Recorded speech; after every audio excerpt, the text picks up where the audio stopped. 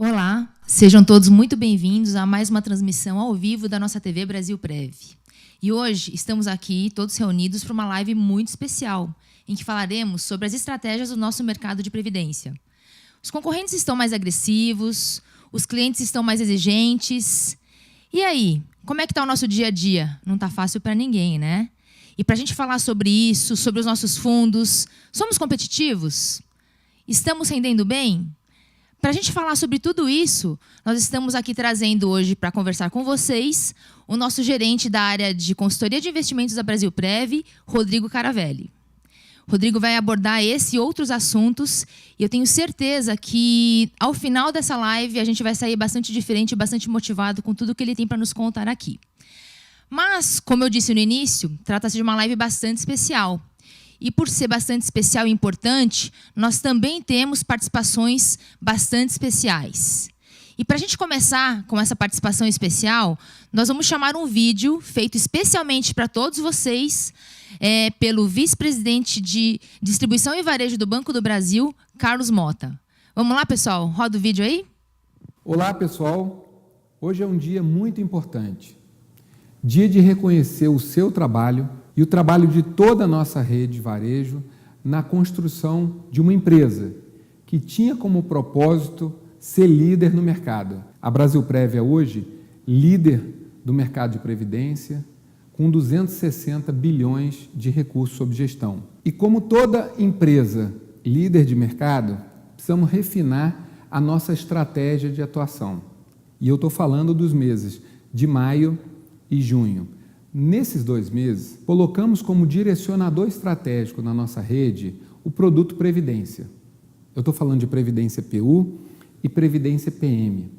Através desses direcionadores, nós vamos trabalhar fortemente o conceito, uma cultura de carteira líquida.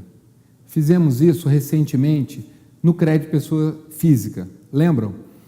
Vínhamos perdendo o crédito pessoa física na portabilidade.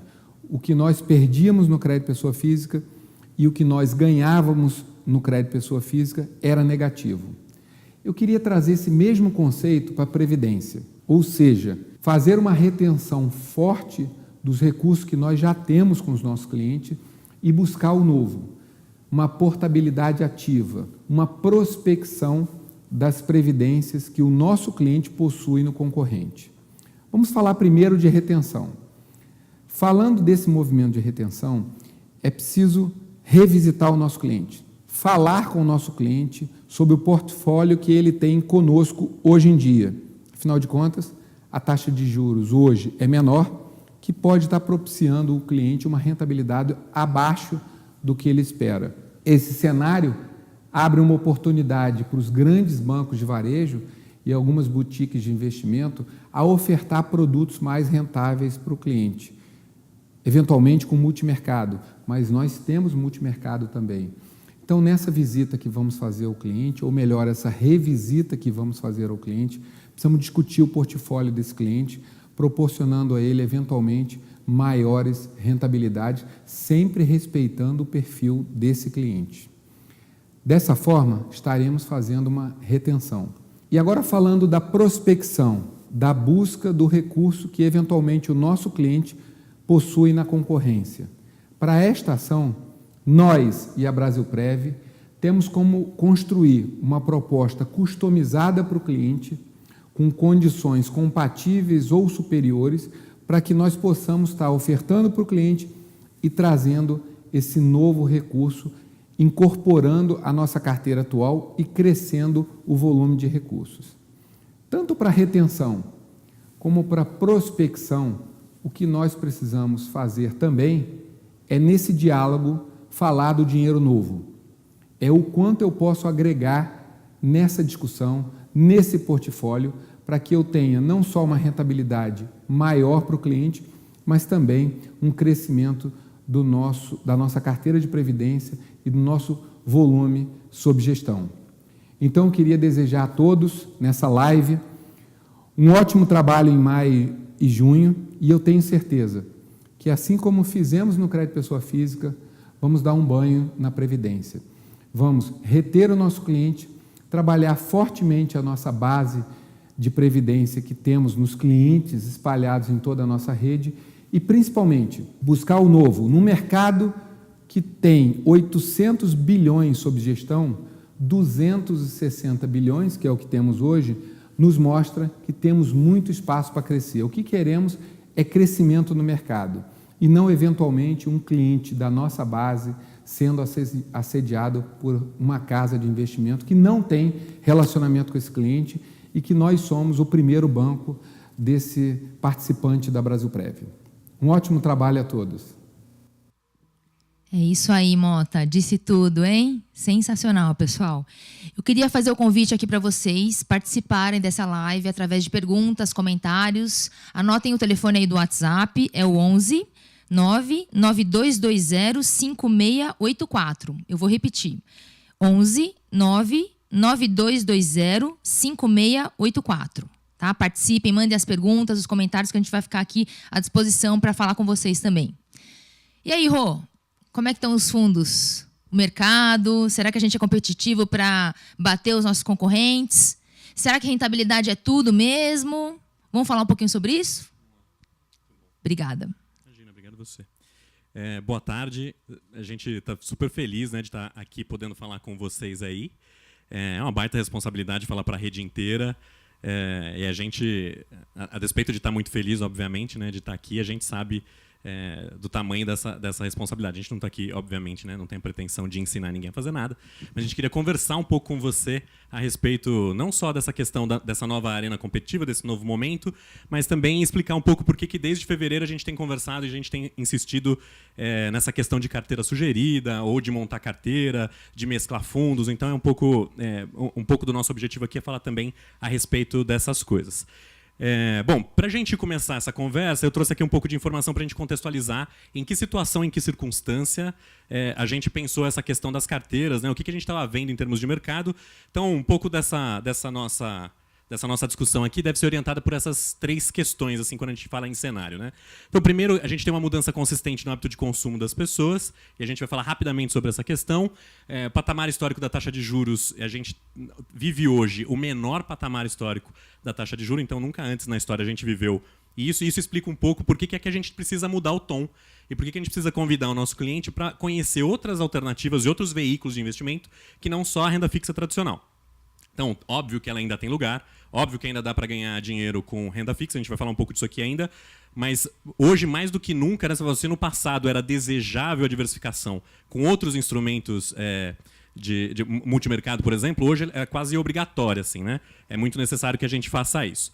Então, pra gente, e o último ponto, né, voltando aqui, o último ponto é como é que ficou essa questão da arena competitiva e em que situações a gente precisa discutir essa questão da arena. Então, para começar, né, a gente tem, quando eu falo lá da questão da consistência, da mudança de comportamento de consumo, o primeiro os indivíduos estão mais conscientes e, por conta disso, o processo decisório ficou mais complexo. O acesso à informação extra significa que as pessoas conseguem, antes, a gente era referência muitas vezes, né, a gente que está no banco, na época que eu trabalhei em agência, muitas vezes a gente era a primeira referência dos nossos clientes quando se falava de algum tipo de produto. Hoje, normalmente, o cara chega pra gente já sabendo alguma coisa a respeito do assunto, porque ele pesquisou antes, ele viu em algum lugar. Quer dizer, eu tenho muito mais informação extra disponível hoje em dia. Segundo, as pessoas buscam conveniência, disponibilidade, mobilidade e imediatismo. Então, por que nós estamos discutindo essas coisas aqui? O ser humano centro de tudo, né? Essa questão da customização extrema. Porque isso dá o caldo para a nova arena competitiva.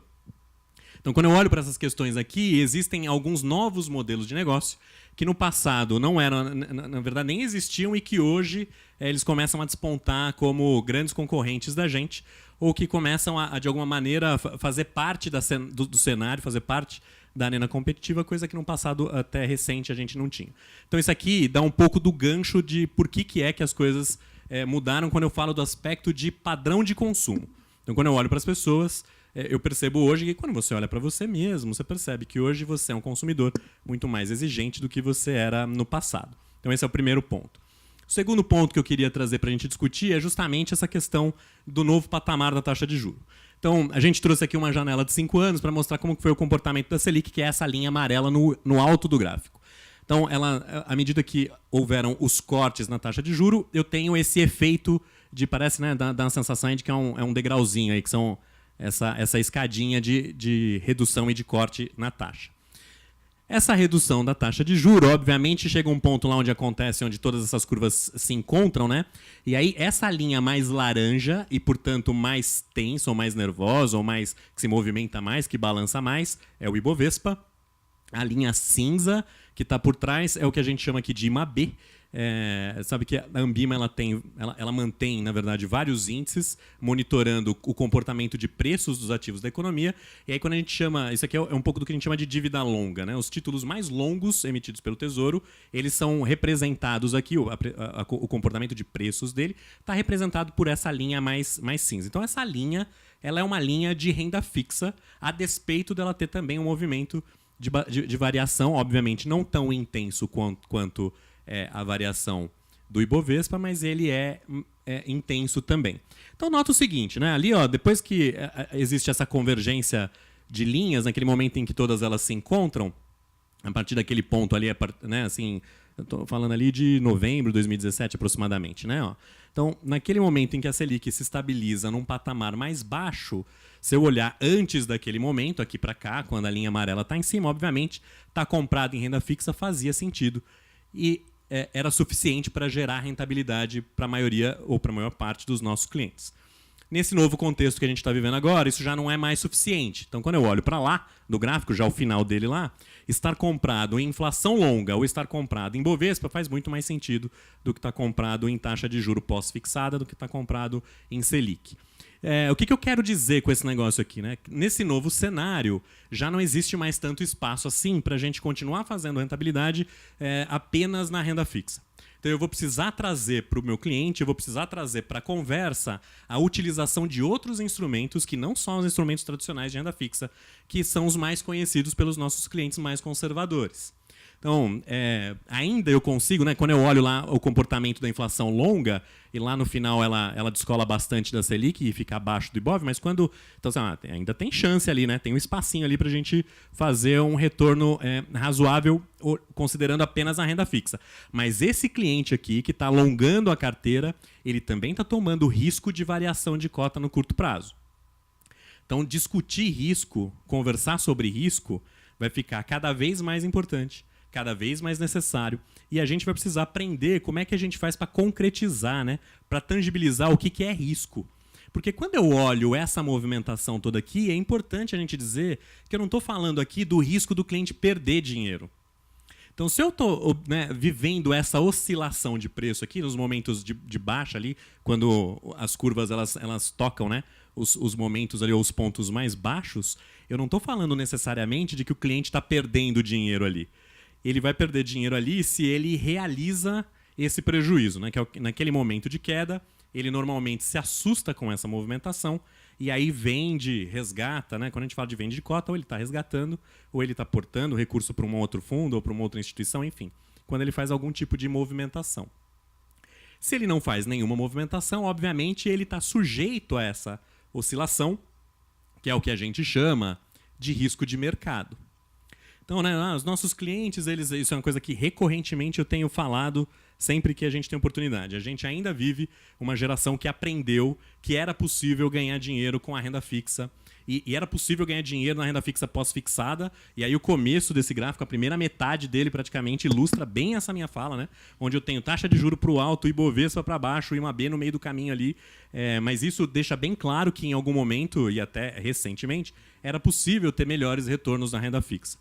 A partir desse momento que a gente tem a consolidação de taxas mais baratas, de taxa de juro menor, o que é excelente para o processo econômico, né? Eu tenho dinheiro saindo do mercado de título e eu tenho dinheiro nesse aspecto aqui indo para o setor produtivo e aquecendo a economia, o que para a gente é muito importante. Então, nesse contexto aqui, eu ainda consigo ganhar um pouquinho de dinheiro na renda fixa, desde que eu alongue o perfil dessas carteiras.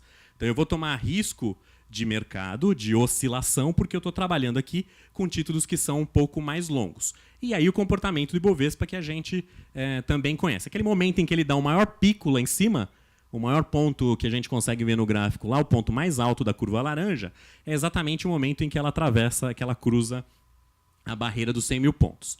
Aí note que depois que ele cruza aquela barreira dos 100 mil pontos, eu tenho na sequência uma queda. que obviamente é bastante comum, né? Então, toda vez que eu tiver um pico de valorização, eu tenho na sequência um movimento de realização de lucro.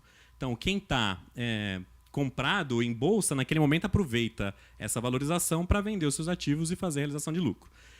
Na sequência, eu tenho uma queda, e aí é importante aqui a gente começar a conversar com os nossos clientes que esse movimento ele é importante. Então, oscilar aqui não é uma coisa ruim, né? É nesses movimentos de oscilação que eu tenho oportunidade de ganhar dinheiro. Então, nas conversas que a gente tem feito nos lugares onde a gente tem andado, a gente tem conversado diretamente com os clientes, e aí é muito interessante a gente perceber que o cliente está aberto para essa conversa. Ele quer falar a respeito dessas coisas. E mostrar para ele que esses momentos de baixa, então eu tenho ali um ponto onde, o menor ponto do Ibovespa, onde ele quase cruza a linha da Selic lá, aquele momento, que normalmente é um momento onde as pessoas se assustam e vendem os seus ativos para sair, é um momento excepcional para entrar no mercado. É um momento excepcional para comprar um multimercado. Qual que é o movimento que normalmente as pessoas fazem? Eu quero ter certeza de que eu estou adquirindo um bom produto, portanto, eu preciso ver o histórico de rentabilidade dele, e aquele cara que melhor rendeu num determinado período de tempo, eu digo, este cara aqui é o melhor, tem a melhor gestão, vou comprar esse cidadão aqui. Só que fundo de investimento, né, ao contrário de outros produtos, na verdade, eles respondem a determinados cenários. Então, é muito comum a gente ver esse movimento onde valorizou, né? Assim, o cliente esperou um tempo para ter certeza de que aquilo ia valorizar, compra a cota num momento de alta, e aí num momento de queda, como aconteceu ali, por exemplo, com o Ibovespa, assusta e vai vender a cota dele num momento em que ela está mais barata do que ela deveria. Então, aqui é só para a gente contextualizar o fato do seguinte: eu vou precisar começar a introduzir outros mecanismos, outros veículos que não só os veículos de renda fixa. Na renda fixa, eu vou ter que também trazer outros tipos de ativo aqui, e que normalmente são ativos que têm um pouco mais de oscilação. O risco do cliente perder dinheiro aqui não existe, a menos que ele realize lucro saindo no momento de baixa. Se não, não tem risco dele perder dinheiro nesta flutuação de preço.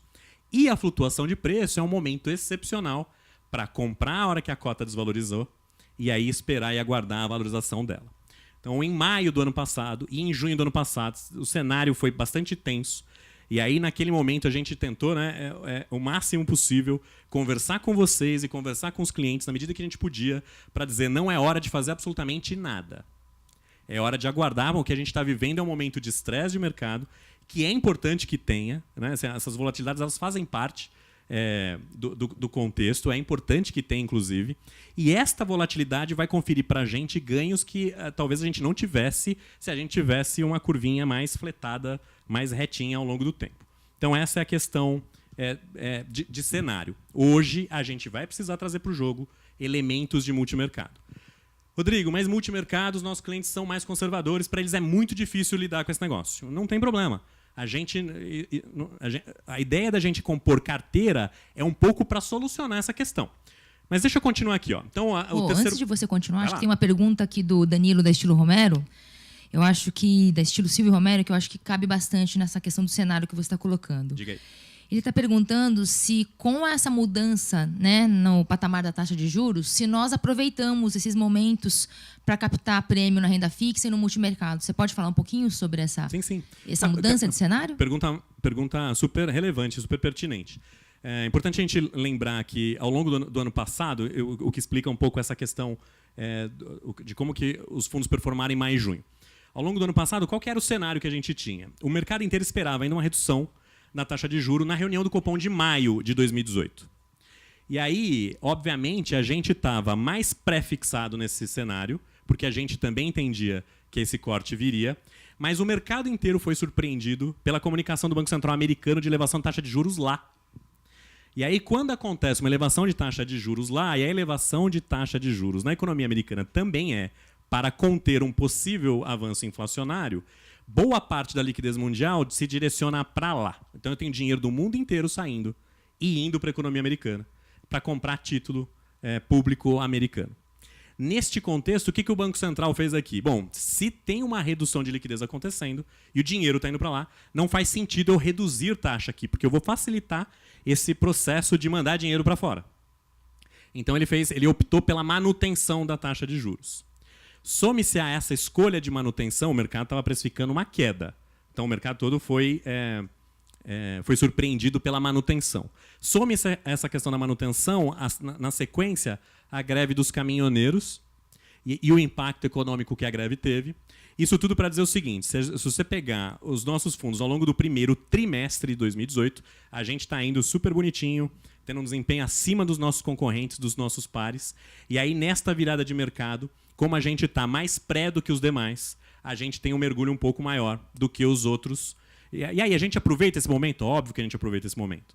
Então, esse momento de redução eu vendo aonde, né, assim, eu vou sair de posições em que eu posso realizar algum lucro e vou me reposicionar comprando título pré nesse momento em que eu tenho, por exemplo, essa variação negativa e uma redução do preço dele. Que cuidados a gente precisa ter aqui para terminar de responder essa pergunta? Quando a gente fala dos fundos da Brasilprev, eu estou falando de fundos que têm grandes patrimônios. E aí toda a movimentação que a gente vai fazer, ela precisa ser sempre muito delicada e muito discreta. Então, se eu vou para o mercado, primeiro que assim, se eu olho e falo, então a curva mudou, a gente não tem mais espaço para ganhar em pré, eu preciso tomar mais pós e sair do pré. Se eu faço um movimento brusco de venda do pré, eu crio o preço desse ativo no mercado. E aí eu permito que outras entidades, outras instituições operem a gente nesse processo. Então, até para sair, resolvi que vou vender pré e vou comprar pós. Se eu não faço esse movimento delicadamente e devagarzinho, o mercado inteiro fala, então a Brasilprev está se desfazendo de tudo que eles têm pré. Ninguém compra nada, vamos esperar o preço cair. E aí, se eu tomo a decisão de vender tudo que é pré, eu realizo o prejuízo pelo cliente, entende? Eu, na gestão, escolhi pelo cliente sair do pré.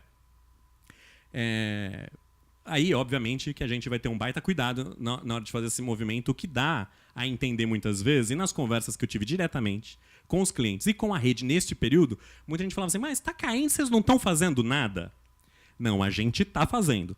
Os nossos movimentos táticos eles continuam acontecendo diariamente, mas a gente não vai disposicionar a estratégia de forma que descaracterize o tipo de estratégia que é.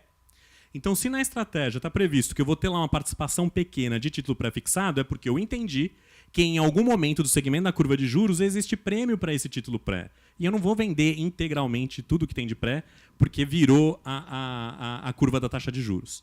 Então, sim, a gente monitora esse negócio, a gente está o tempo todo olhando, e essas decisões que a gente toma, elas são justamente para potencializar a rentabilidade do fundo, mas lembrando sempre que não são carteiras de curtíssimo prazo. Eu não vou tradar diário num fundo de previdência. Então, eu tenho a necessidade de manter uma duration um pouco maior, de manter vencimentos um pouco maiores, de manter carteiras um pouco mais longas, porque as nossas carteiras precisam casar com o nosso passivo de pessoas que estão acumulando recursos para o longuíssimo prazo, para algum momento no futuro. Então, mesmo o movimento que eu faço de curtíssimo prazo, ele não pode colocar em xeque ou descaracterizar o que é a coisa mais importante da estratégia, que é focar no longuíssimo prazo, focar no longo prazo. Ok? Espero ter respondido. Como era o nome dele? Danilo, espero ter respondido. Se eu não respondi, manda de volta aí. A gente mantém essa discussão rolando. Lá no final aqui eu vou deixar com vocês também o e-mail da consultoria de investimento aqui. E aí as dúvidas sobre fundos, sobre o investimento, sobre a aplicação, manda pra gente que a gente vai conversando, a gente mantém essa discussão rolando. O que eu trouxe aqui é um pouco da arena. Então, assim, nas colunas vermelhas aqui de cima, eu tenho os volumes de recursos que foram portados da Brasilprev para fora. Então, o que foi, né, qual é o valor que os clientes levaram daqui para outras instituições? E na coluna cinza de baixo, eu estou trazendo aqui quem são os caras que mais levaram dinheiro nosso embora. Então, em cima lá, né, os valores e o comportamento do primeiro TRI fechado, que é o último mês fechado que a gente tem ainda é o de março. E aqui embaixo, quem são os caras que levaram, que mais captaram, que mais levaram dinheiro nosso para a concorrência. O primeiro deles aqui, que é o Itaú FlexPrev Vision, ele tem uma característica muito interessante. Porque ele é um cara que, ao longo do ano passado, enquanto a gente estava dançando lá em maio e junho para fazer o ajuste tático da estratégia, ele é um cara pequenininho, que tinha acabado de aparecer e que naquele momento em que boa parte dos gestores de fundo, não só do Brasilprev, mas de outras casas também, estavam desfazendo, estavam saindo do pré, e esse cara entrou na ponta oposta comprando. E aí a estratégia dele no começo desse fundo, ele era um cara muito semelhante ao nosso premium. Então, um cara um pouco mais longo, que toma um pouco mais de risco, e à medida que esse fundo foi crescendo, ele foi saindo de risco. Como é que a rede vai vender esse cara aqui? Porque na hora de mostrar esse fundo, ninguém vai dizer que ao longo do tempo ele foi saindo do risco. Então, né, o que eu vou mostrar aqui, o que o concorrente vai mostrar é que esse cara teve uma rentabilidade muito bacana no primeiro semestre do ano passado, e é essa rentabilidade do primeiro semestre do ano passado que vai ser vendida. Então, ao longo do tempo, esse cara saiu de ser parecido com o premium, ele foi saindo do risco, que é uma característica que a gente chama aqui de... Ele foi aguando a estratégia, água no feijão, né? Foi botando água na estratégia, foi deixando ele cada vez mais pós, cada vez mais conservadora. Hoje ele é um fundo muito semelhante ao FIX. Ele vai ter entrega de resultado inferior ao nosso FIX, mas ele tem acumulado um histórico de boas rentabilidades. E é esse histórico que ele vai vender. Então é importante a gente prestar atenção também como é que quem está do lado de fora, né, como é que as outras instituições estão operando a gente, selecionando janela. Né? Tem umas jogadinhas aí que a gente pode discutir. Por que essa informação é relevante? Porque eu quero depois comparar o nosso desempenho com o desempenho desses caras aqui que mais levaram dinheiro da gente. Então, prosseguindo aqui, isso é um pouco do cenário e da arena competitiva. Eu tenho um grande banco, ainda levando a maior parte dos nossos recursos, ainda estão sendo portados para uma instituição financeira parecida com a nossa, e aí os dois caras aqui na sequência, eles são fundos da XP, que são distribuídos pela XP, e aí a gente tem uma outra, aí eu adiciono uma outra coisa aqui no molho, né, na nossa conversa, que é o modelo de negócio e o modelo de serviço, que é diferente do que a gente viu ali quando eu falo do primeiro banco, que tem uma atuação muito semelhante à da gente também. Tudo bem? Então, vou prosseguir aqui. O que é a nossa proposta, então, dessa nossa conversa aqui? Primeiro é conhecer o que é o produto que a gente está falando aqui. E quando eu falo de conhecer o produto, eu estou falando de conhecer quais são os fundos que estão disponíveis. Então, em alguns lugares onde eu passei, na conversa com os gerentes, eu falei assim, existe hoje fundo de renda fixa entregando 200% de CDI? E aí, via de regra, a resposta que eu obtinha dos lugares onde a gente andou foi não. Cara, tem fundo de renda fixa entregando até mais do que 200% do CDI. Segunda pergunta é, eu tenho esse tipo de fundo de renda fixa entregando mais do que 200% do CDI na Brasilprev? E aí foi uma surpresa para a gente ver que boa parte dos nossos colegas não sabiam que a gente tinha caras que ao longo de 2018 e no começo agora de 2019 estão entregando acima de 200% do CDI. Então, conhecer produto, conhecer característica de desempenho do fundo é importante para a gente entender que a gente tem na prateleira caras que são tão competitivos quanto qualquer um daqueles outros que levaram o dinheiro da gente embora. E se o critério utilizado pelo cliente é rentabilidade, dá para a gente conversar. E esse não é o fator decisivo para o cara levar embora o dinheiro. E entender, por fim aqui, né, entender o que é o conceito de carteiras e por que a gente está falando desse negócio de carteiras, então. Quando eu falei lá no começo, né, que nesse novo cenário eu preciso trazer para a conversa, eu preciso trazer para a mesa outros veículos de investimento que não seja só a renda fixa tradicional, e aí talvez você diga assim, mas meu cliente é avesso a essa questão do multimercado. Não tem problema. Se eu trago um multimercado e coloco ele numa carteira, eu diluo a participação da renda variável, por exemplo, seria um multimercado que tem renda variável, eu diluo essa participação da renda variável na carteira e aí ele fica muito menos volátil, ele vai ficar muito mais próximo, inclusive dos produtos que boa parte dos nossos concorrentes tem oferecido para os clientes. Então, essa questão aí para nós é importante. Então, a gente botou aqui o desempenho dos fundos que a gente tem, obviamente, né, do menor para o maior. E aqui o desempenho, especificamente, o retorno deles de 2019. Eu estou aqui com o primeiro TRI e ainda com o abril fechado. Então, na verdade, estou falando aqui do primeiro quadrimestre do ano. Então, eu tenho aqui o FIX dando 2% ao longo desse período, o Premium com 2,80%. E lá no final eu tenho o Estratégia 2035, que é um cara de renda fixa, porque ele tem um único tipo de título, mas ele vai apostar no que a gente chama aqui de renda fixa longa, de dívida longa, nos títulos de vencimento mais distantes que o Tesouro emite. Ciclo de vida 2040, um pouco antes lá, que é um cara que combina essas duas coisas. Dívida mais longa e renda variável. E aí, aqui a proposta do ciclo, que você já sabe, já conhece, eu vou saindo do risco à medida que eu vou me aproximando do ano de 2040, né, a gente aqui na gestão vai saindo do risco, vai diminuindo a exposição dele em renda variável, e aí quando ele vai ficando mais próximo do vencimento da renda fixa longa, eu não preciso fazer muita coisa, né, porque ele já está ficando próximo do vencimento. O ciclo de vida com 2030 com 6,44, posso dizer que em abril o ciclo de vida, o 2030, entregou o que provavelmente será o CDI do ano. Então, de novo, Este cara está entregando em abril, no primeiro quadrimestre, ele está entregando o que vai ser o CDI do ano inteiro. Então, se o problema é a gente não tem opção, que vai lá, a gente tem. Então, isso não é uma questão para a gente. Desempenho não é uma questão para a gente. Então, vou sair do que é o absoluto e vou para o relativo. Vamos cruzar esses caras aí com o CDI. Então, eu tenho a mesma coisa, do Fix 10 até o Estratégia 2035, o Ciclo 2040, o Multiestratégia. Então, aqui, ó, no meio do caminho, o Multiestratégia que é um cara de multimercado, entregando 283% do CDI até abril. Tenho lá o Ciclo de Vida 2040 entregando 400% do CDI. E tenho o 2035 entregando 400% do CDI. Um fundo 100% renda fixa entregando 400% do CDI. Então, quando eu olho para o resto, né, dos nossos concorrentes, falo, a gente não tem produto para fazer frente à concorrência? Cara, a gente tem. Mas tudo bem, o cliente vai. Eu não orientaria o cliente a botar todo o dinheiro dele lá no Estratégia 2035. Mas ele é um cara importante para compor uma estratégia de longuíssimo prazo. Então não tem problema, você não precisa botar todo o dinheiro do cara lá. Você pode compor a carteira, e é daí que vem esse conceito das carteiras. Então, para a gente seguir aqui, como é que foi os caras no ano? Então, esquece 2019, Rodrigo, e vamos ampliar esse olhar aqui. Vamos falar, então, do resultado dos últimos 12 meses. E aí eu tenho um dado importante aqui. Se eu olho o resultado dos últimos 12 meses, aqui eu estou falando de rentabilidades líquidas, e eu estou aplicando aqui nas rentabilidades líquidas as maiores TAFs que a gente tem. Então, é o produto de entrada do segmento. É daqui para melhor. Então, não vai, pior do que esse aqui, do que esse cenário, não existe. Então, é daqui para melhor. Se o cara tem condição de ter uma reserva que enquadre ele num outro fundo que não o de entrada, ele já vai ter uma condição melhor do que essa que eu estou mostrando.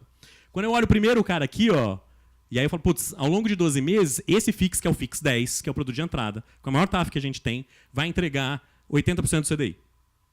Rodrigo, é muito baixo e é exatamente aqui que os nossos concorrentes batem na gente. Não tem problema. Se eu mesclo esse cara e boto ele numa carteira conservadora, eu compenso isso aqui e consigo encostar ele no CDI. Se eu consigo atrair um pouco mais de capital, então, eu posso colocar o cliente numa outra opção que não seja do Fix 10 e melhoro ainda mais a condição de rentabilidade de retorno para ele. Então, eu estou falando aqui especificamente do cara que seria o cara que tem o pior desempenho de renda fixa da gente, porque ele é um produto caro de entrada para baixas e pequenas reservas, e à medida que eu vou melhorando e aumentando a quantidade de reserva, obviamente, você sabe melhor do que eu posso enquadrar esse cara em produtos que têm melhores TAFs, melhores condições e proporcionando melhor retorno. Mas mesmo o cara que consegue acessar só o Fix 10, se eu compor para ele uma carteira, eu consigo mudar essa característica dele. Estou olhando aqui o retorno de 12 meses, não estou olhando 2019. Se olhar só 2019, esse cara, ainda que é o Fix 10, ele entrega mais do que o CDI. Então, a opção que eu tenho, mais conservadora e cara, ela entrega mais do que o CDI, se eu olhar só 2019. Por que aqui ele está 80? Porque nesta janela de tempo eu ainda tenho mais junho do ano passado. E à medida que eu for andando no tempo, estas janelas do ano passado vão sair dessa amostra. E vai melhorar o desempenho a ser apresentado para o cliente. Mas o segredo aqui componho carteira, misturo esses caras aqui e resolvo esse problema desta rentabilidade. Diga aí. Rui, pegando um gancho no que você está falando, a gente tem algumas perguntas aqui da estilo Cambuí, falando justamente desse cenário de prêmio, né, que você mostrou aqui em todos os fundos de renda fixa. A primeira pergunta é, existe prêmio na curva de juros longa que justifique a gente intensificar o posicionamento desses papéis? Cara, a gente acredita que sim. Essa é a nossa hipótese. Assim. Na verdade, a gente tem... Hoje, o cenário que a gente está trabalhando ele tem duas vertentes. A primeira a gente acredita que sim, ainda tem prêmio na ponta longa. E mais importante do que isso, a gente, desde o começo do ano, a gente apostou no call de que a inflação de curtíssimo prazo estava mal apressada pelo mercado. A gente contava com uma inflação um pouquinho maior do que o mercado estava precificado. Ela veio um pouquinho maior, ela confirmou o cenário, que era o mesmo cenário que a gente e a BBDTVM tinham, inclusive, e a gente se posicionou para isso, para aproveitar, inclusive, esse prêmio de inflação curta. Então, sim, a gente acredita que ainda tem um pouquinho de prêmio na ponta mais longa da curva, quando eu estou falando de dívida longa, e também tem prêmio no segmento mais curto, mas não o prêmio da taxa de juros, mas o prêmio dessa inflação que estava subprecificada, na verdade. Então, se a gente olhar os caras que têm inflação curta, tipo Premium, o Concept, que está lá dentro da família Plus, eles capturaram muito bem, inclusive, e estão entregando bem justamente por causa dessa nossa aposta aí que funcionou, né? E também aqui, para a gente fechar essa questão do prêmio na curva, né, no longo prazo, também do pessoal da Estilo Cambuí, que está participando em peso lá, estão mandando um abraço para você e tudo mais. Legal, muito bom. Obrigado. Eles estão perguntando o seguinte, falando um pouquinho de fundos multimercado. Ok. Será que não seria interessante a gente apostar nesse market time, para a gente ganhar com isso também, nos fundos multimercados da Brasilprev? Não tenha dúvida. O que a gente está fazendo aqui, né? Qual que é a nossa call de cenário que a gente tem reforçado sempre? A gente acredita que a reforma passa. A gente não sabe exatamente como e em que circunstâncias, mas a gente tem uma crença de que a reforma da Previdência deve passar. O que a gente tem visto é o mercado e principalmente o empresariado brasileiro num baita compasso de espera, aguardando para ver o que acontece. Então a gente entende que curva de juros deve ceder e que existe espaço de valorização de bolsa interna, de bolsa doméstica. Como é que a gente se posicionou para esse momento, então? A gente diminuiu a exposição que a gente tinha em bolsa internacional, em bolsa externa, exterior, e a gente aumentou a nossa posição em bolsa doméstica. Então, a gente está quase over em todos os fundos multimercado, justamente contando com essa questão do cenário que a gente entende que existe espaço para valorização e que, a hora que essa valorização vier, a gente deve ter aí uma surpresa bastante positiva. Então, você imagina que hoje, né, neste cenário de incerteza, a gente tem multimercado entregando 280% do CDI. Cara, se confirmar o cenário e a reforma passa, a gente vê com muito otimismo esse cenário e com muita possibilidade de valorização ainda ao longo deste ano. A gente não acredita que existe elevação mais de taxa de juros ao longo de 2019. Pelo contrário, a gente tem uma aposta nossa aqui interna de que é possível até uma pequena redução, e talvez a taxa ceda ainda ao longo de 2019, tenha aí uma pequena redução da taxa de juros, talvez aconteça. E aí esse seria o melhor cenário possível, tanto para os multimercados quanto para os ciclos de vida. E falando um pouquinho de volatilidade, Rô, como é que são falando de fundos renda fixa, a nossa família Fix? Eles são muito voláteis? Como é que é comparado ao mercado, né, às carteiras? Legal. Boa pergunta também. Com relação à volatilidade, tem um negócio importante que a gente precisa dizer aqui, que é o seguinte. Volatilidade é uma medida, é convencionada como uma medida de risco, mas ela captura o que a gente chama de risco de mercado. Assim, se naquele momento, né, o humor do mercado é mais otimista ou é mais pessimista, isso interfere na precificação do ativo. E a gente, pelo efeito de marcação ao mercado, eu preciso registrar o preço daquele ativo naquele dia especificamente. Então, no momento de mais pessimismo, como a gente tem vivido ao longo de abril, aconteceu várias vezes, no finalzinho de março aconteceu também, é normal isso acontecer. Quando eu olho a estrutura tendo a taxa de juros, ele vai sempre se movimentar, todo dia ela se movimenta.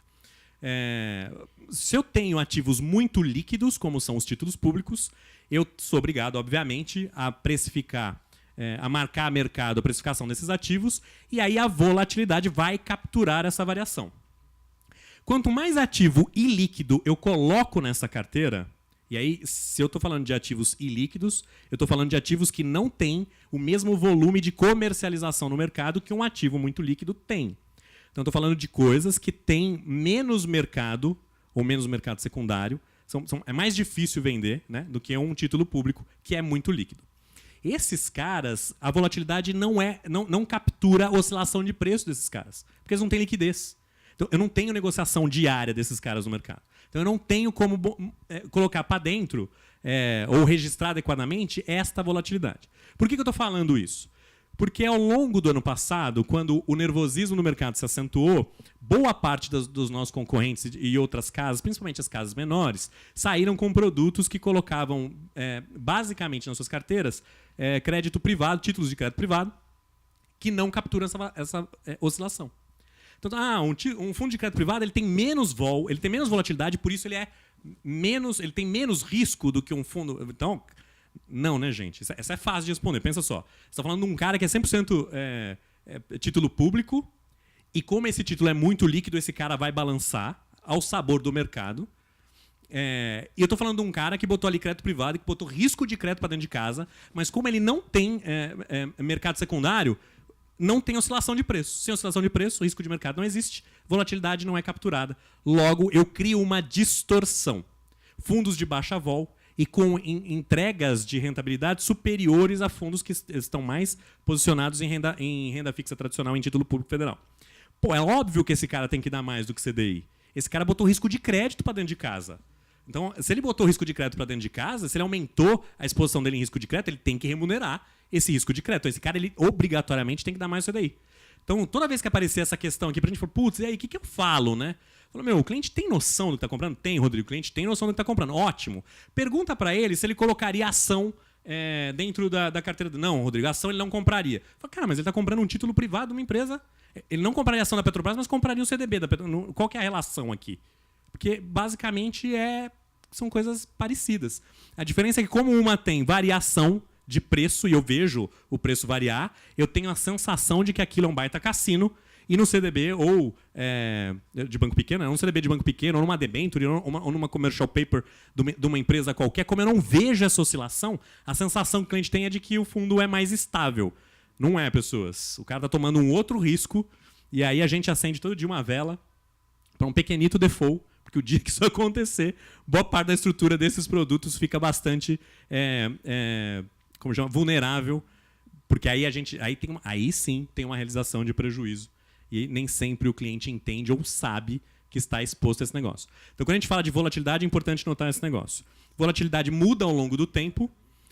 E hoje, o nosso fundo menos volátil, o fundo menos volátil que eu tenho, o mais tradicional, o mais conservador de todos, é o clássico. Ele é um cara quase integralmente pós-fixado. Depois dele o fix, depois dele o premium. E os últimos caras mais voláteis na renda fixa são as estratégias 2025 e 2035. As estratégias, inclusive, podem ter mais volatilidade do que os fundos multimercado. E isso é um negócio importante da gente discutir também. Então, o cliente é conservador, toma só renda fixa. Ok. Ele pode tomar renda fixa e tomar risco de volatilidade em renda fixa longa. Então, mas ele tem muito medo da oscilação de preço. Mas é um título público. O dinheirinho dele está garantido lá no vencimento, né? Desde que ele tenha condições cardíacas de suportar esta oscilação e esta variação. Cara, não tem prêmio se eu não estiver disposto a correr risco. Essa é a mensagem agora. Eu vou ter cada vez menos espaço para ganhar dinheiro em coisas mais tradicionais. E vou precisar, obviamente, trazer ou tomar risco de alongar a carteira, quando eu falo de renda fixa, ou tomar risco de trazer outros instrumentos para o multimercado. Respondi? Será? Perfeito. E a gente tem papel fundamental na mudança desse comportamento dos nossos clientes. Exato. Então, o ponto é, né? Olhei um fundo do concorrente, comparei vol e rentabilidade. Cara, isso não é suficiente. Se você não souber o que tem lá dentro do cara, qual é a característica desse fundo e como é que ele performa, em que cenário ele vai performar, a gente corre o risco de tá perdendo o cliente para produtos inferiores aos nossos. E não é raro a gente ver esse tipo de coisa. A gente aqui na consultoria, a gente pega isso com muita frequência. O cara sendo abordado e levando dinheiro para uma opção que é inferior à nossa. Às vezes a opção é inferior, rende menos, mas é mais barata. O cara fala, mas a TAF é menor. Cara, mas você vai ganhar menos por isso. Né? Se eu olhar o rendimento líquido, uma TAF maior entrega mais desempenho do que várias outras opções que estão por aí. Que o preço é mais barato, mas também a entrega é menor. Óbvio, né? O preço pode ser mais barato mesmo, já que ele tem uma entrega menor. Ok? Ok. Bom, aqui como foi o desempenho desses caras ao longo dos últimos 12 meses. Então, para a gente falar, Rodrigo, você selecionou uma janelinha só de 2019? Não, a gente trouxe aqui a janela dos últimos 12 meses, mesmo que esta janela ela prejudique a gente, porque ela tem aqui dentro ainda os históricos de maio e junho do ano passado, que foram bastante complexos para nós. Parte dos produtos que concorrem com a gente não tinham sido nem criados nesses meses. Então, saiu uma matéria outro dia falando, o pessoal sempre pergunta pra gente aqui, Empíricos está falando aí do FOF Superprevidência, um cara que foi criado em outubro do ano passado. A primeira edição da Superprevidência da Empíricos ela é de 2017. De lá para cá, os caras vieram mudando a composição. Então, não são os mesmos fundos que eram do começo. Em outubro, quando eles fizeram a reedição, eles trocaram os fundos. Então, deixou de ser 7 fundos, né? Ele é uma carteira, porque ele é uma mescla de fundos diferentes, de diversos gestores, inclusive. E aí, em outubro, eles trocam a composição e colocam 10 novos fundos. E a gente já recebeu aqui uma mensagem de que a nova versão vai ter 20 fundos e não só os mesmos 10. Fala, cara, eu não consigo nem dizer se esse cara é bom ou ruim, porque eles estão o tempo inteiro mexendo nele. Se ele fosse bom pra caramba, eu não consigo entender por que é que estão o tempo inteiro mexendo nele. Mas se estão o tempo todo mexendo nele, eu não consigo formar histórico desse cara para dizer se ele é bom ou ruim. E tem dinheiro nosso indo para lá, infelizmente. E falando sobre carteiras, Rô, tem muitas perguntas aqui de várias agências, falando para falar um pouquinho sobre por que carteira sugerida num cenário desse, o que o cliente ganha com isso, o que a gente pode abordar para ser positivo para esses clientes. Fala para a gente um pouquinho das carteiras que você está mostrando. Qual que é o barato, né, da gente utilizar carteiras e por que é que a gente está insistindo nessa questão? basicamente por 2 pontos. O primeiro deles tem a ver com aquele cenário que a gente falou. Quando eu trago o multimercado para a conversa aqui, mas nossos clientes eles são, em sua maioria, conservadores. Não tem problema. Se eu colocar um multimercado numa carteira sugerida, eu diluo a participação da renda variável, se a questão do cliente for a renda variável, eu diluo a participação da renda variável nesse montante, e aí ele passa a ter uma participação menor e menos significativa. Então é como se eu convidasse o cliente e falasse, vem cá, né? Experimenta aqui um pouquinho e vê como é que é o desempenho desse cara aqui. Esse é o primeiro ponto. Eu diluo riscos quando eu estou compondo fundos numa carteira. Quando eu estou mixando esses fundos dentro de uma carteira, eu estou diluindo o risco. Eu estou aumentando a pulverização. Então, pelo fator de diversificação, eu estou diversificando ainda mais a opção ou os fundos, ou, enfim, o que esse cliente tem. E aí eu suavizo, né, essa questão do multimercado, se isso for um problema para o cara. E tem, que é o mais importante de tudo, o ganho da diversificação. E o segundo ganho mais importante para nós como é que boa parte da concorrência age com a gente. Vai lá, diz assim, se você tem previdência na Brasilprev, você tem previdência no Banco do Brasil, seu dinheiro está no Fix. E aí a gente tem uma concentração tão grande de recursos no Fix que quase sempre este cara está certo. Em 95% das vezes, esse cara estará certo dizendo que o nosso cliente tem os recursos dele no Fix. Aí eu, que sou o concorrente, falo assim, você tem, então, se o seu dinheiro está no Fix, tá fácil. Abra aqui um comparativo, mostra o desempenho do Fix 10. De novo, o Fix 10 é o cara de entrada, é o produto nosso de ingresso, para pequenas reservas, mas aí o cliente não sabe que ele tem o Fix 10, o Fix 3, o Fix 8, o Fix 7. Para ele, isso não faz sentido para o cliente. Ou nem sempre isso faz sentido. Então eu já mostro o desempenho de um cara que é afetado pela taxa de administração. Eu mostro o pior desempenho possível. Nem sei se o cliente tem isso mesmo, mas não preciso saber. É fixo, não é? Então é esse aqui, ó. Olha o desempenho dele como é ruim. Mostra um outro fundo qualquer e eu posso pinçar esse negócio. E aí não se enganem, se a gente estiver falando de concorrentes, a orientação comercial equivale. Então, o cara da XP está lá super preocupado em fazer o melhor para o cliente dele.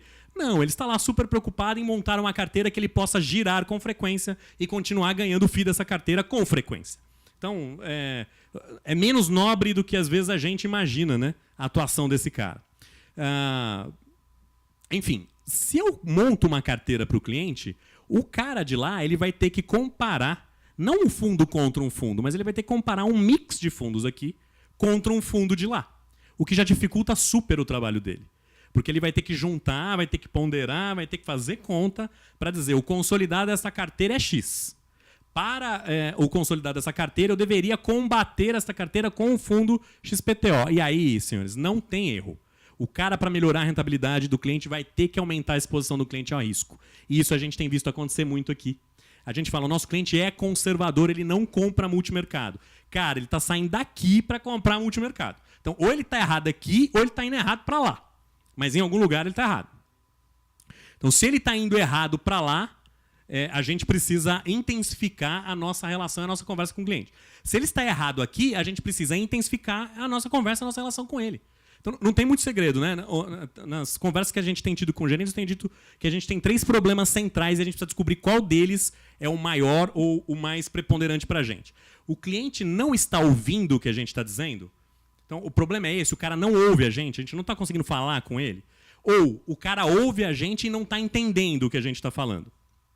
Ou o cara ouve a gente, mas ele não está acreditando no que a gente está falando. Então, se ele não ouve a gente, ou se ele ouve e não acredita, a gente tem um trabalho nosso bastante intenso de melhorar a nossa proximidade, de melhorar a nossa conversa, enfim. Que é um trabalho intenso nosso aqui também. E se ele não está entendendo a gente está conversando pouco. A gente aqui. A gente está conversando pouco. Né? Porque aí a gente pode aprender com a gente mesmo. E com as experiências bem-sucedidas que vários de vocês têm. E que, às vezes, chega para nós aqui. Como uma abordagem de sucesso, como uma estratégia de retenção ou de transferir que foi bem-sucedida. E a gente precisa dar mais visibilidade para essas coisas. Então, carteira nada mais é do que isso, cara. A gente vai mixar fundos, olhando qual é a volatilidade que esse mix proporciona. E dentro dessa volatilidade, a gente consegue combater os fundos daqueles caras que a gente falou lá dos concorrentes? Sim, a gente consegue. Então, vou seguir aqui. Bom, então aqui é a composição, né? Tem uma carteira mais conservadora, uma carteira no meio do caminho ali moderada e a última lá mais arrojada. Essa carteira moderada aqui, que tem uma participação pequena do multi-estratégia, ela é equivalente a boa parte dos multimercados que os nossos concorrentes estão comercializando. Eu falo assim, não sei se é comum para a maior parte de nós, mas o mercado está vendendo multi-estratégia de baixa volatilidade. É esse cara aqui, velho. Essa carteira moderada aqui. Quando eu boto só 20% no multi-estratégia, como ele pode chegar no máximo a 49%, é 20% de 49%, né? Eu não estou dando 10% de renda variável para esse cliente. Ele não está colocando para dentro da carteira 10% de renda variável.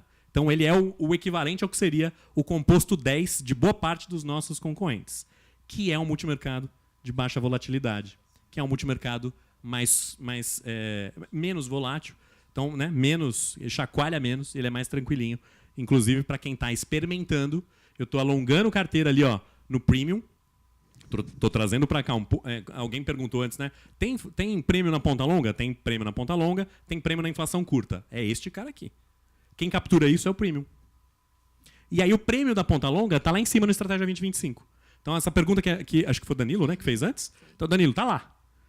A nossa aposta de ponta longa está lá no Estratégia 2025. A nossa aposta de inflação curta está no Premium. E aí a gente bota um pouco do multi-estratégia para trazer a experiência da renda variável neste multimercado aqui. Lá eu aumento um pouquinho, né, os percentuais, tanto do multi-estratégia quanto do 2025. Então estou trabalhando com uma carteira mais longa e com mais renda variável naquela opção que é arrojada. Como é que fica o desempenho desses caras no tempo, né? Quando eu componho essas carteiras aqui, consolido o resultado delas. O que acontece é isso aqui, ó.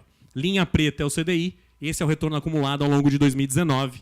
E aí eu tenho a carteira arrojada, é a vermelhinha lá em cima, a carteira moderada é a azulzinha e a carteira conservadora é a amarelinha. Então, quando eu olho o desempenho desses caras ao longo de 2019, eu tenho as 3 carteiras nesta composição entregando acima do CDI.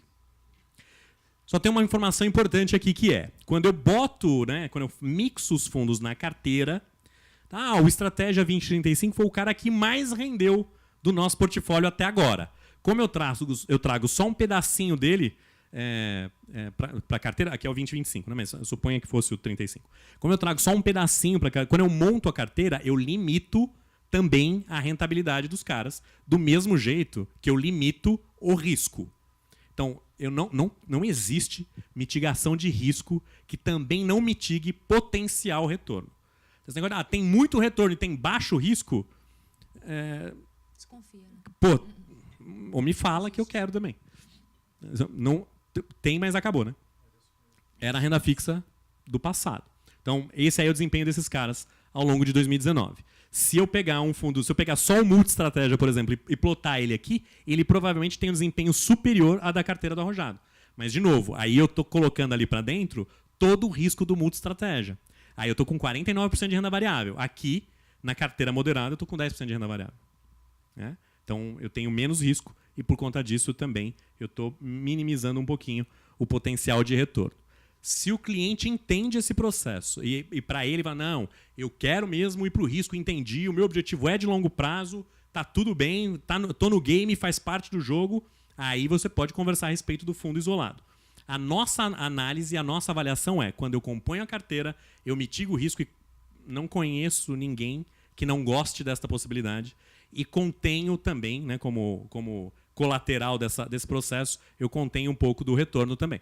Cara, vai render um pouco menos do que o fundo isolado, em compensação, vai chacoalhar menos do que o fundo isolado. E se você precisa de um pouco mais de estabilidade, esse cara é um cara melhor. E a carteira ajuda a educar financeiramente os clientes. Sem dúvida. Né? Então isso é fundamental. Tem aí ou vou aqui? Vou aqui. Então, esse é o desempenho dos caras. E aí, o que a gente fez aqui? Ali no canto ficou mais difícil da gente enxergar, porque a gente tem uma questão da limitação do espaço. A gente trouxe aqui, lembra daqueles caras que eu mostrei aqui, que eram os caras que mais levaram dinheiro da gente? Estou trazendo eles de volta aqui. E aí eu estou plotando esses caras junto com as nossas carteiras. Então, nota o seguinte, né? Quando eu falo do Bradesco, quando eu falo do Vision, quando eu falo desses fundos que são mais conservadores, que são os caras que mais levaram dinheiro nosso, todos eles perdem para a nossa carteira conservadora. Então, esta carteirinha aqui, que a gente acabou de mostrar a composição dela, que é super simples. Vou voltar aqui, ó. Composição dela. Opa! Composição dela. Estou botando 75% do recurso do cliente no Fix 10. E estou colocando 25% do recurso do cliente no Premium 2. Aqui eu estou falando da carteira com a pior possibilidade, né, com a maior TAF possível e que, portanto, é daqui para melhor apenas. E aí os comparativos que eu estou fazendo na sequência também são nessa realidade. Se o cliente tem uma reserva que possibilite ele colocar numa situação de TAF melhor, aquele gráfico já não é mais verdadeiro. Já vou ter aqui uma realidade de retorno superior a esse que está projetado aqui. Então aqui, ó, pior possibilidade de carteira possível para esse cara, a carteira conservadora, no pior cenário de TAF nosso, é melhor do que os fundos estão levando nosso dinheiro. Com exceção daquele cara ali que chama-se XP Cato Horizonte, que é um cara que tem crédito privado dentro da sua carteira, num volume um pouco maior do que as nossas carteiras, os nossos fundos têm, de fundo de crédito privado também. E é um cara que tem um pouquinho mais de vol do que as nossas carteiras mais conservadoras. Então, para combater aquele cara, eu preciso trazer aqui, para a brincadeira, um pouquinho mais de risco. E aí, se eu trago um pouquinho mais de risco e esse cliente topa aí para a carteira moderada, por exemplo, eu já estou num outro patamar de entrega, num outro patamar de rentabilidade. Ou eu faço uma mescla, né, de fundos diferente daquela que eu estou sugerindo aqui. Então, quando a gente aqui faz os nossos estudos para saber qual é a fronteira eficiente, qual é o máximo de retorno que eu tenho para o mínimo de risco, né, que eu quero que o cliente se submeta, eu cheguei naqueles percentuais que eu mostrei aqui no slide anterior. O que não impede que você crie um mix personalizado, né? Foi uma das primeiras coisas que eu mostrei lá, quando a gente fala de mudança na tendência, de novas tendências de comportamento dos consumidores. Esses caras, eu falo que é o mundo espoleto, né? O cara quer montar o prato dele do jeito dele. A gente pode fazer também essa personalização e eu posso montar um fundo específico que combata, por exemplo, um mix específico que combata, por exemplo, o XP e Cato Horizonte. Se eu for nas carteiras sugeridas, a carteira moderada é suficiente para, em termos de rentabilidade, bater esse cara. Ah, Rodrigo, mas o XP Horizonte tem menos volatilidade. Exato, e tem mais crédito privado. Né? E aí o risco do crédito privado não entra aí nessa conta, né? E provavelmente o cliente não sabe ou não tem ideia. E ele está preferindo, ao invés de comprar um título público federal, comprar uma debenture da Smart Fit. Que é, né? Sensacional. Muito melhor você ter uma debenture da Smart Fit do que ter um título público federal, não é? Não, não é. Ok? Então, desempenho das nossas carteiras, quando eu cruzo ela com aqueles caras que foram os caras que mais levaram dinheiro nosso. Aqui um pouco do desempenho dela, se eu pensar em termos históricos, o maior volume lá, ó, então, se eu olho as carteiras e cruzo elas com o CDI, que é naquela ponta de lá, né, do gráfico, na ponta direita do gráfico, eu tenho 114 do CDI para a carteira conservadora, 185 do CDI para a carteira moderada, 246% do CDI para a carteira arrojada.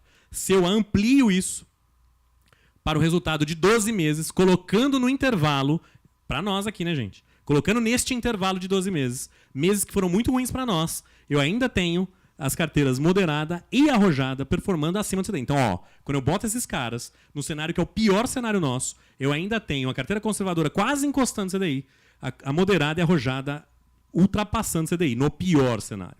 Se eu olho só 2019, cara, não tem mais ninguém. Estamos entregando 115, 185, 247 do CDI, respectivamente, para estas carteiras aqui. Ok?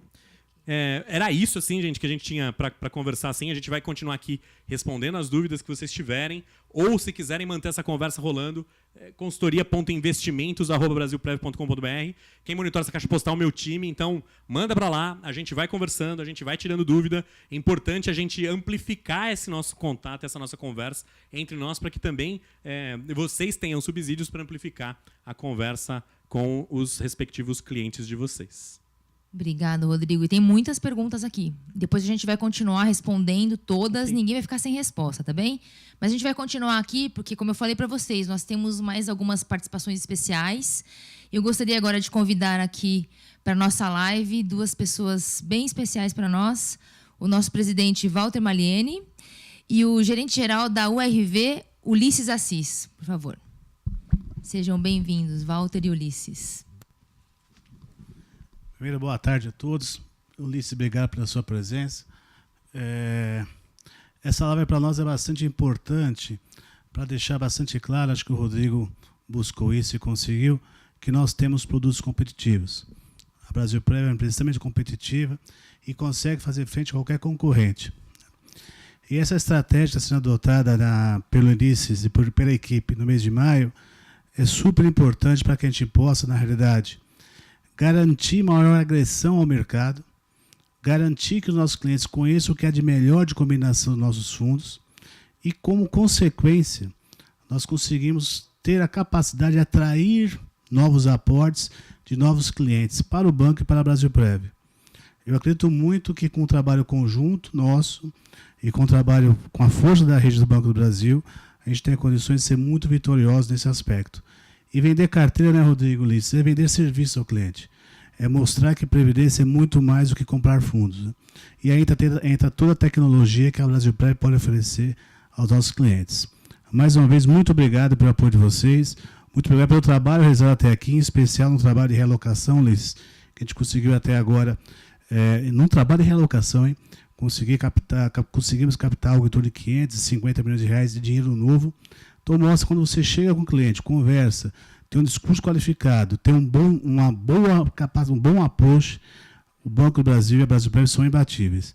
Os gráficos mostram por si só que a combinação dos nossos produtos consegue, de maneira muito transparente, demonstrar o quanto a gente pode ficar acima do CDI e quanto nós somos superiores aos principais concorrentes nossos e aos seus produtos.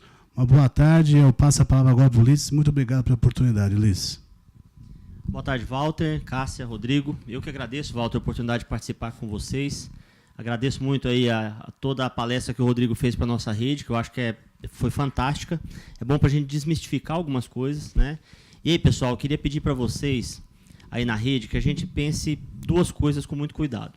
Primeira, a estratégia de blindagem. Está muito claro, né, que a concorrência tem nos atacado, tem levado o dinheiro embora, e a gente acompanha nos gráficos aí o nosso apetite a compra ao longo do tempo não cresceu muito. Em compensação, o apetite da concorrência em relação à nossa carteira cresceu. E assim, é muito importante que a gente chegue primeiro nesse cliente em relação à blindagem, que eu acho que é nosso primeiro grande foco, porque quando a gente leva as oportunidades, leva todo o portfólio que a gente tem, e o Rodrigo muito bem falou para nós, todas as condições que o cliente tem para diversificar seus investimentos, de duas uma, ou ele faz na hora, ou ele faz novos aportes, que o Walter muito bem disse aqui, nós conseguimos conquistar aportes consideráveis aí ao longo desses últimos 2 meses, ou no mínimo, o cliente passa a entender que nós temos as opções também, que a concorrência muitas vezes diz para ele que só eles têm, nós temos todas elas aqui, e se atacado em algum momento pela concorrência, vai nos procurar primeiro. Então, assim, eu acho que ou a gente efetiva o negócio imediatamente, ou, no mínimo, a gente gera a percepção de valor no cliente, a gente blinda esse cliente e ele não vai embora sem falar conosco. Quando ele vier falar conosco, nós temos todo o ferramental aí para reter e para trazer mais recursos. A outra parte, como eu falei até no começo, que é o transferim, né? Que a concorrência ao longo dos anos tem buscado muitos negócios aqui dentro do banco e nós não temos conseguido fazer, primeiro, a retenção que poderíamos e nem temos tanto apetite ao ataque. E a gente percebe o seguinte, o que nós temos de pior do que o concorrente? Absolutamente nada, né, Rodrigo? Muito pelo contrário. Então, assim, nós precisamos ter mais apetite para essa compra. E nós, principalmente, precisamos cuidar mais dessa defesa. E aí, pessoal, nós estamos entregando hoje uma nova ferramenta, Walter, com a ajuda da tua equipe aí, que eu quero agradecer imensamente, para a rede, para a gente poder fazer justamente a gestão dessas portabilidades. Como o Mota falou no início do vídeo, há um tempo atrás, nós éramos presas fáceis para o mercado em relação ao crédito. E lá atrás fizemos uma estratégia muito vencedora a respeito do crédito em relação à portabilidade. Passamos a atacar mais, passamos a nos defender melhor, né, e fazendo uma gestão pontual, diária, um acompanhamento bem efetivo em relação ao que ia embora e ao que a gente trazia. E a gente está conseguindo pegar a mesma dinâmica, pessoal, que vocês conhecem bem do crédito, que é lá o nosso relatório, o famoso 3900, e nós estamos entregando hoje, né, o 3900, um novo 3900, que agora é o 692, que é o 3900 da Brasilprev. Então, assim, lá nós vamos ter o mesmo acompanhamento que nós temos no crédito. Nós vamos conseguir medir todas as pedidos de portabilidade que entraram dentro do banco e tudo que a gente está prospectando no mercado. E eu não tenho dúvida nenhuma, Walter, que assim como foi na época da nossa estratégia forte para o crédito, que nós vamos viver um divisor de águas em relação ao transferim aqui da Brasilprev. A partir de dar mais publicidade a essa informação e a gente trazer um acompanhamento mais efetivo, eu não tenho dúvida nenhuma que nós vamos virar esse jogo, tá? Vamos passar a comprar muito mais do que o mercado. Vamos passar a segurar melhor o que tem de recurso aqui dentro e vamos ter um apetite à compra bem maior. E eu tenho certeza que juntos nós vamos fazer que essa estratégia seja muito vencedora. Mais uma vez, obrigado aí pela oportunidade de participar com vocês. Obrigado, Ulisses. Obrigado, Walter. Obrigado, Rodrigo. A Carol já falou aqui do lado que já mandou para vocês nos grupos aí das superintendências o Help Card falando do passo a passo desse relatório. Não percam, tá sensacional. Tá? Eu tenho certeza que esse bate-papo aqui com o Rodrigo hoje foi só o início. Teremos outras lives. Estamos com muitas ideias aqui. A gente agradece muito a participação de cada um e com a convicção de que tudo que foi falado aqui hoje, todas as informações vão apoiar muito e dar muito subsídio para cada um dos gerentes que está assistindo a gente para falar com os nossos clientes. Tá bem? Muito obrigada e a gente se vê na próxima live. Até mais, pessoal.